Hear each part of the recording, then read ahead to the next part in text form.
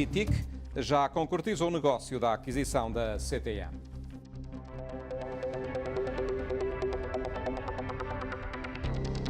O grupo chinês CITIC vai comprar as ações na CTM dos britânicos da Cable and Wireless e da Portugal Telecom. O negócio pode ser anunciado já amanhã, domingo, segundo o Wall Street Journal. A CITIC Telecom irá pagar 1,2 bilhões de dólares norte-americanos pelos 51% da Cable e 28% da Portugal Telecom. Assim sendo, a CITIC passa a ter 99% da companhia, que até aqui tinha 20%, e o governo de Macau, 1%.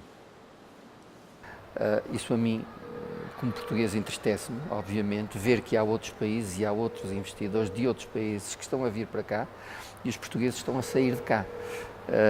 Eu não percebo. A Cable conseguiu um preço que teoricamente incluiria o que nós chamamos o prémio de gestão. A Cable tinha 51% da CTM e por isso mesmo tinha a gestão da empresa. A PT vendeu as suas ações exatamente ao mesmo preço que a Cable conseguiu. Provavelmente faz sentido vender esta participação e usar os fundos que saem dela para financiar outras operações ou até, como penso ser o caso, usar os fundos que resultam da venda desta participação para amortizar a dívida e fazer face aos maiores encargos financeiros criados ao longo dos últimos anos devido à crise económica em Portugal. A CTM tem uma margem de EBITDA fabulosa, é um negócio fantástico. Acho que não há razão nenhuma de pensar que o negócio não continuará a crescer nos próximos anos, mas o preço oferecido é que foi muito bom. Isso, nesse caso, não há nada a dizer. Macau é demasiado pequeno para uma empresa como a PT, que é grande noutros mercados, ou muito grande noutros mercados. Esta saída da PT acaba por, de certa forma, consubstanciar uma estratégia que eu, enfim, conheço pelos jornais, de que a concentração e toda a estratégia de investimento da PT se concentra no triângulo Portugal, Brasil e África. A PT tem a sua estratégia e atuou de acordo com a sua estratégia. Não se esqueça que a PT, pese embora tenha abandonado a sua cota, a sua participação na CTM, não deixa de prestar serviços técnicos e apoio técnico à CITIC, que comprou a participação da PT. Portanto, a PT, no fim e ao cabo, ainda fortaleceu, de certo modo, a sua presença na Ásia, do meu ponto de vista. Não acredito que a CITIC precise da Portugal Telecom em termos de caixa ou em termos de investimento. Poderá ser interessante, sim, para vender alguns serviços, alguns sistemas que a PT tenha desenvolvido, tanto em Portugal como por exemplo, no Brasil, na sua subsidiária. E nesse aspecto, acho que sim. Quando a PT vai facultar serviços técnicos, vai prestar serviços técnicos à CITIC, vai fazê-lo no mundo inteiro, inclusive na China. Uma retirada do mercado de Macau que começa bem antes, em 2007. Boa noite. O Governo de Macau não tem uma posição oficial sobre a venda da posição da Portugal Telecom na TV Cabo. Macau, o subdiretor dos Serviços de Regulação de Telecomunicações, disse à TDM que a autoridade reguladora aguarda o acesso ao contrato de venda. A participação da Companhia de Telecomunicações Portuguesa foi hoje vendida a um consórcio que, para além de interesses chineses, congrega a empresa macaense Congseng. As decisões estavam muito concentradas não em Macau, mas em pessoas que não conheciam muito bem o que é que se passava aqui em Macau. E isso foi fatal para o projeto. No fundo, eu diria, e poderia dizer, a esta distância já se pode dizer isso, que a Portugal Telecom lançou-se um pouco de cabeça nesse projeto. Isto foi o primeiro passo para que a PT começasse uma saída daqui, desta região no mundo. O segundo passo estava marcado para poucos meses depois. A Portugal Telecom concretizou a venda da participação de 80% que detinha na Directel Macau, a principal empresa de listas telefónicas a operar no território. A participação foi vendida à Companhia de Investimentos CIO, um sócio minoritário da Directel Macau. Óscar Marques e Filipe Cunha Santos, na altura na PT, juntaram-se ao advogado Rui Cunha e compraram a empresa. Hoje, os três empresários detêm 51% da Directel. Era um bom negócio, até porque naquela altura nós já tínhamos também começado a ter já uma percentagem considerável das nossas receitas, já vinha também da internet. Começamos a lançar as páginas amarelas da internet, as receitas estavam a crescer tanto na internet como mesmo nos produtos impressos Tem os mapas, os guias turísticos e mesmo as páginas amarelas, por isso sempre achamos que era um negócio do futuro. E assim, em poucos meses, a PT ficava reduzida aos 28% da CTM. Aquilo foi tudo despolutado pela OPA da SONAI. A OPA da SONAI despolutou uma quantidade de decisões, entre elas a cisão da TV Cabo em Portugal e a criação da Zone, a promessa dos dividendos que até o ano passado se mantiveram altíssimos. Para os investidores foi muito bom, mas realmente em termos de cash flow da empresa puseram a empresa um bocadinho atrapalhada nesse aspecto. Foram tudo decisões que foram tomadas com o intuito de se defenderem da OPA da SONAI. E no seguimento dessa mesma OPA da SONAI e no seguimento dessas promessas feitas em termos de dividendos, claro que a empresa teria que ir buscar dinheiro em algum sítio e desinvestir nestes mercados foi o que eles decidiram. Entre China, África e Brasil, a PT preferiu deixar a segunda potência económica mundial. Eu acho que muitas vezes as empresas portuguesas têm um grande problema em relação à China, que acham que a China que quando vem aqui, vem para a China. Deviam tentar abarcar a China por partes. Chegavam aqui e pensavam, por exemplo, na província de Cantão. Em Guangdong e tentavam a província de Cantão. Só a província de Cantão são 80 milhões. Macau pode ser uma porta de entrada para a China, mas as empresas portuguesas são demasiado pequenas, eventualmente, para entrar no mercado chinês e fazerem negócios em larga escala. A Telefónica tinha investido numa das empresas estatais, já está a desinvestir dessa empresa, porque realmente uns 5% chegou a ter 10%, mas realmente não lhe davam direito a nada, não é? E a Telefónica é a empresa que nós conhecemos, que é um gigante das telecomunicações mundiais, não é? Por isso, para a PT, teria sempre sido muito complicado entrar nesse mercado.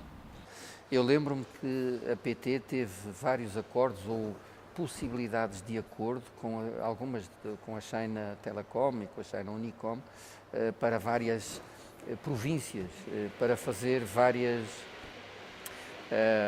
parcerias estratégicas em várias províncias. Nada disso aconteceu. Mas a PT não foi a única grande empresa portuguesa que nos últimos anos deixou Macau. A tendência de retirada pós-transição começa com a venda do BCM, ainda em 2005. O Banco Comercial de Macau e a Companhia de Seguros de Macau foram vendidos ao Daxing Bank de Hong Kong por 1,7 mil milhões de patacas. Faltam ainda as autorizações regulamentares e a operação insere-se na estratégia do BCP de redução de exposição de ativos não estratégicos. A China deixa de ser um mercado estratégico para o BCP, também para o consórcio da ANA, que em 2011 sai do aeroporto de Macau e um ano antes sai a TAP. A Air China ofereceu o equivalente a 18 milhões de patacas pela participação da TAP na Air Macau, menos 70 milhões do que a transportadora portuguesa reclama. A TAP, que tenta desde julho travar na Justiça o plano de reestruturação financeira da Air Macau, exige pelo menos 8 milhões de euros para vender a participação de 20% que detém na transportadora da Ryam. A TAP exige também os valores do investimento inicial atualizados desde 1994, ano em que a Air Macau foi constituída. A TAP acabaria mesmo por sair com prejuízos de quase 90 milhões de patacas. Olhando para trás e depois da venda da posição da PT na CTM há 2 semanas, é o fim de um ciclo de investimento das grandes empresas portuguesas que neste momento fica reduzido aos 21% que a EDP Ásia detém na Companhia Elétrica de Macau. Havia um conjunto de grandes empresas portuguesas em Macau que tinham participações essencialmente de natureza financeira, outras mais de natureza financeira ou operacional em concessionárias de serviço público em Macau. Foram negócios que foram realizados ao longo dos anos 80 e 90, numa fase em que se procurou preparar Macau para o futuro e o Estado português, nessa altura acionista dessas empresas, ainda hoje acionista de algumas grandes empresas portuguesas, entendeu que devia haver uma presença empresarial portuguesa forte em Macau. É assim que se explica a presença, por exemplo, da TAP na Companhia Air Macau, a presença da ANA, que esteve até recentemente no aeroporto de Macau, a Portugal Telecom na área das comunicações. Portanto, no fundo, correspondia a uma estratégia política de garantir uma presença empresarial portuguesa forte, consistente, que fosse para além da transferência de administração em 1999. Hoje a tendência é outra. Quem chega são sobretudo pequenos empresários, a maioria para fugir à crise, e são cada vez mais.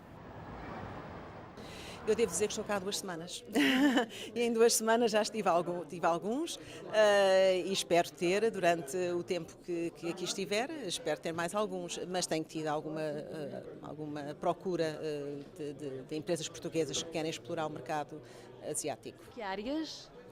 Variedíssimas áreas, arquitetura, engenharia, a nível do comércio. As empresas precisam que a ICEP agilize a entrada deles no mercado através da identificação de oportunidades de negócios, de produção de informação e, portanto, o nosso trabalho nunca está terminado.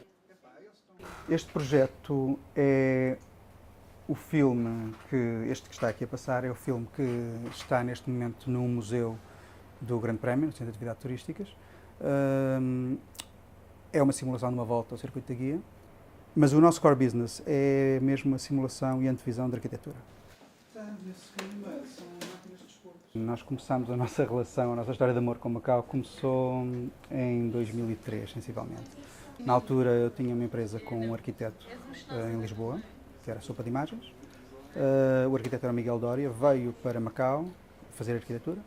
E, ao mesmo tempo, abrimos aqui uma empresa, filha da outra, que era a N Ideias. Essa empresa fez muitos trabalhos para Macau, especialmente para o governo. Nós vivíamos essencialmente no mercado imobiliário. E por isso é que a nossa crise aconteceu antes da crise financeira. O mercado imobiliário foi o primeiro sítio onde sentiu a crise, provavelmente dita. De repente deixou de se conseguir vender casas. De repente deixou de ser necessário. A construção parou, deixou de ser necessário 3D para antevisões imobiliárias. Aqui surgiram outras oportunidades. A primeira foi com o projeto do metro ligeiro. Isto vai ser o aspecto que a estação do aeroporto vai ter. Isto já foi enviado para o GIT, segundo os pedidos e as especificações do GIT. Já não estamos na fase em que estamos em projeto com o arquiteto, agora já é mesmo para comunicação, para que o GIT possa comunicar com a população aquilo que propõe fazer no território. Independentemente do metro em si, do impacto que vai ter, a hipótese de trabalhar, nós fizemos as vistas para todas as estações da Taipa. E agora estamos a trabalhar para as estações de Macau. Decidiram fechar em Portugal e instalaram-se no ateliê do arquiteto Carlos Couto, com quem trabalham em vários projetos. Mas mesmo com todos os contactos que já tinham de anos de trabalho à distância, a chegada a Macau não foi fácil. A ideia de que isto não é um mundo de facilidades foi passada de uma forma muito irresponsável por alguma comunicação social em Portugal. Porque era uma reportagem gira, era uma reportagem exótica e pronto, e era um contraponto à crise que se vivia, era uma espécie de luz. Ai, que bonito que a gente pode fazer isto. Não é assim tão líquido. Nós chegamos a um território em que somos virtualmente analfabetos. A barreira da língua existe, não vale a pena desprezá-la. Eu não diria que o mercado é um mercado fácil. Acho que é um mercado mais disponível e mais receptivo a investimento português, do ponto de vista em que já há aqui uma massa crítica de empresários portugueses e de uma presença portuguesa, nomeadamente do setor financeiro, a banca, que potencia e que pode privilegiar esse investimento.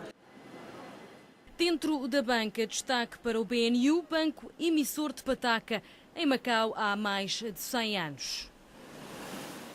É fácil montar uma empresa em Macau, é fácil montar um negócio em Macau e para estes pequenos negócios aí sim, Macau pode ser de facto uma porta de entrada no mercado chinês. Estamos a falar, muitas vezes são pequenas empresas de import-export, de distribuição de produtos, faz sentido, o mercado de consumo da China está a crescer brutalmente e portanto faz sentido. Eu tenho essa conversa com amigos em Portugal e mesmo com a família às vezes, em que me perguntam, então quando é que vais para o mercado chinês? E eu tenho que explicar, eu sou insignificante para o mercado chinês, eu não tenho capacidade de resposta para estar sequer a ir para uma feira de Cantão mostrar as minhas coisas. Não vale a pena.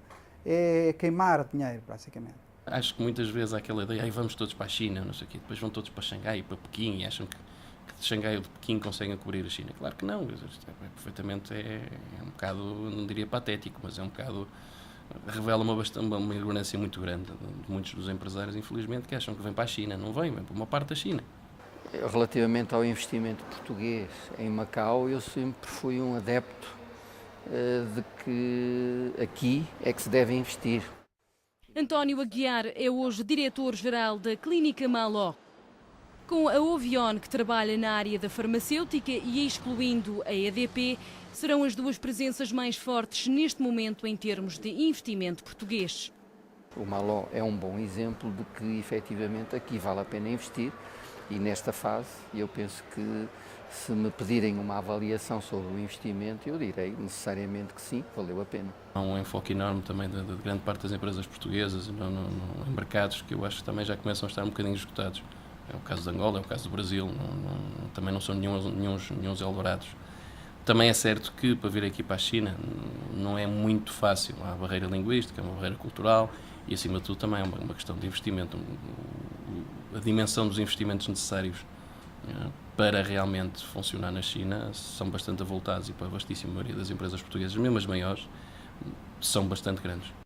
Resta saber aproveitar o mercado de Macau.